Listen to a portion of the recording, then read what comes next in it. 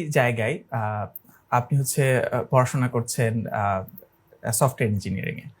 সেখান থেকে একসাথে পড়াশোনা আবার এই কম্পিটিশন গুলোতে যুক্ত হওয়া কতটা চ্যালেঞ্জের বিষয় ছিল? বা আপনার পড়াশোনা এখানে আপনাকে কিভাবে সাপোর্ট করে?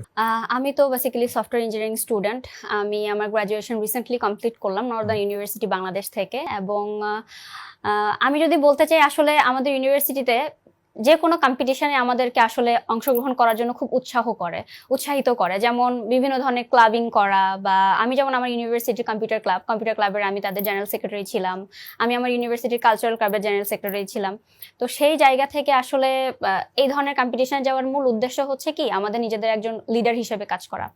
আমার লাইফের কখনোই গোল ছিল না যে আমি বড় মডেল হব বা নায়িকা হব। কাইন্ড অফ আমাদের সমাজের আরেকটা ভুল ধারণা আছে যে মিস ওয়ার্ল্ড, মিস ইউনিভার্স যারা হয় তারা নায়িকা হয়ে যায়। মেয়ে এত ভালো স্টুডেন্ট, মেয়ে ইঞ্জিনিয়ারিং করছে, মেয়ে কেন এরকম কম্পিটিশনে গেছে, মেয়ে কি নায়িকা হবে?